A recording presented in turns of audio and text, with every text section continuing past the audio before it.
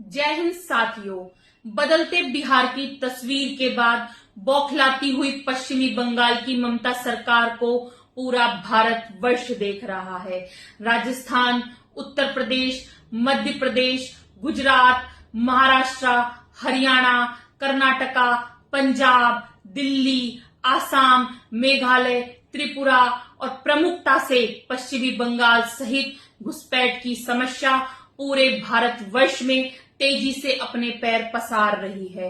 हाल ही में बिहार विधानसभा चुनाव के दौरान विपक्षी पार्टियां छाती पीट पीट कर चीख चीख कर यह कह रही थी कि बिहार में वोट बंदी हुई है, वोट चोरी हुई है, अवैध रूप से वोटों को काटा गया है। लेकिन चुनाव आयोग ने स्पष्ट रूप से कहा कि बिहार में 68 लाख फर्जी वोट काटने के बावजूद भी एक भी अपील दर्ज नहीं की गई है कि किसी भी वोट को गलत तरीके से काटा गया हो।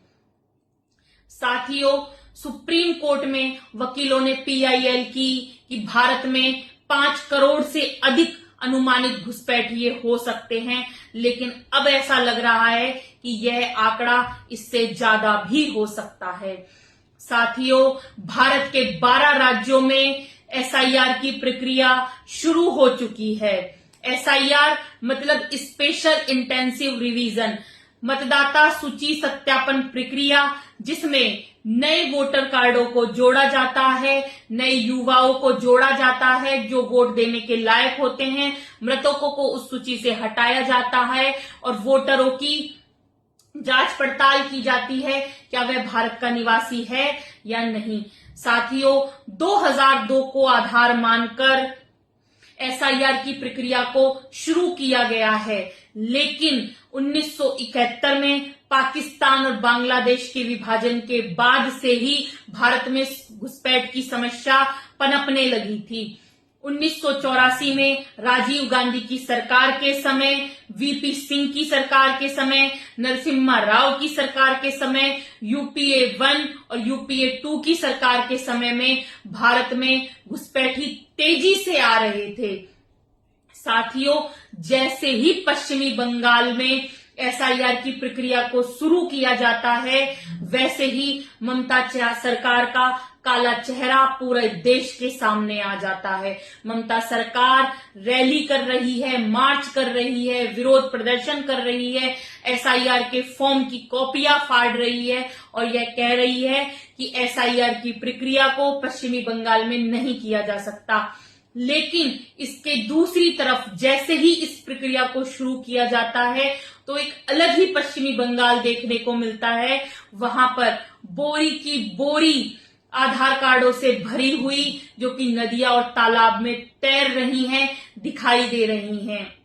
वहां पर जत्थे की जत्थे भारत से बांग्लादेश बॉर्डर की तरफ रवाना हो रहे हैं। वो घुसपैठी भारत छोड़ना चाहते हैं क्योंकि उन्हें लगता है कि वह जेल जा सकते हैं। साथियों, आप देख रहे हैं कि कुछ देशद्रोही सत्ता के संरक्षण में और चंद पैसों के लालच में वह भारत माता को बेच रहे हैं, हमारी सुरक्षा को खतरे में डाल रहे हैं और भारत को एक विषम परिस्थितियों की ओर धकेल रहे हैं। साथियों, घुसपैठ भारत में आतंकवाद, अराजकता और अलगाववाद को बढ़ावा दे रहा है। घुसपैठ से आपके हमारे हिस्से का रोटी, कपड़ा, मकान और वह सुविधाएं जो सरकार द्वारा भारतवासियों को दी जाती हैं, उन सरकारी सुविधाओं का उपभोग घुसपैठिए कर रहे हैं। वो भारत के बाजारों में धड़ल्ले से व्यापार कर रहे हैं। घुसपैठ की समस्या भी एक प्रमुख कारण है जिससे भारत की डेमोग्राफी तेजी से बदल रही है। भारत के सीमावर्ती 92 जिलों की डेमोग्राफी बहुत तेजी से बदली है। भारत के अंदर आप पश्चिमी बंगाल में देखेंगे कि जहां पर घुसपैठिए रहते हैं वहां पर 770 क्रूड बम मिले हैं। इसका मतलब है कि वहां पर देश विरोधी गतिविधियां भी हो रही हैं। साथियों, जब भारत में कि कश्मीर में पहलगांव की घटना हो रही थी, ठीक उसी समय पश्चिमी बंगाल का मुर्शिदाबाद शहर जल रहा था। उस शहर में 400 हिंदू परिवारों को दरबदर किया गया, आगजनी का शिकार किया गया, हत्याएं की गई, लूटपाट की गई, उन्हें उनके घरों से ही निकाला गया। साथियों, आप देख रहे हैं कि ममता सरकार जब से सत्ता में आई है, वहां पर हिंदू विरोधी गतिविधियां, वहां पर आगजनी, लूटपाट, हिंसा की समस्या बढ़ती ही जा रही है। पूरे भारत में सबसे अधिक यदि घुसपैठ की समस्या कहीं है तो वो है पश्चिम बंगाल में ही है। साथियों, हाल ही में 2025 में हमारी सरकार ने और स्थानीय सरकारों ने वहां पर कुछ निर्णय लिए थे।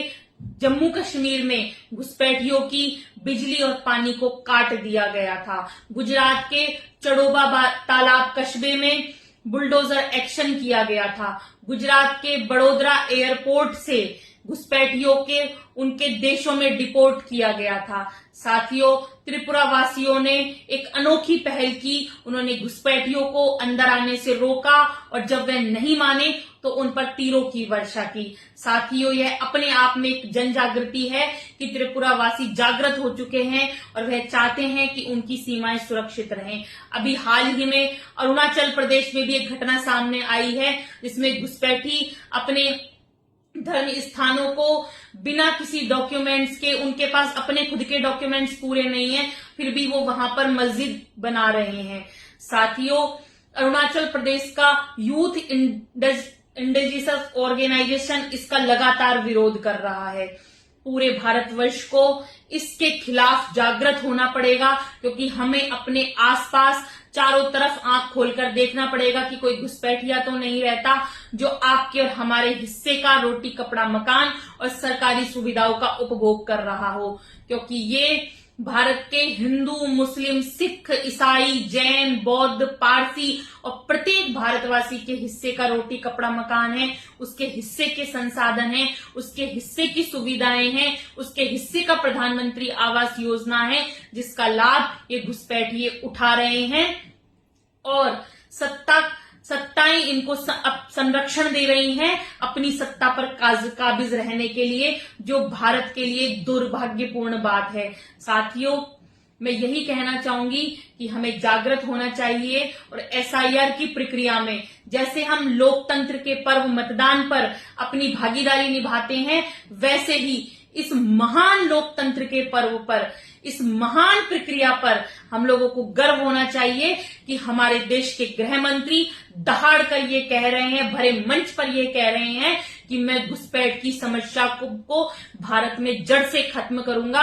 और हमें इस प्रक्रिया में हमारे देश के गृह मंत्री, हमारे देश के प्रधानमंत्री, हमारे देश की केंद्र सरकार का साथ देना चाहिए और एसआईआर की प्रक्रिया में पूरे भारतवर्ष को बढ़ चढ़कर हिस्सा लेना चाहिए और देश विरोधी ताकतों को मुंह तोड़कर जवाब देना चाहिए। जय हिंद, जय भारत। साथियों।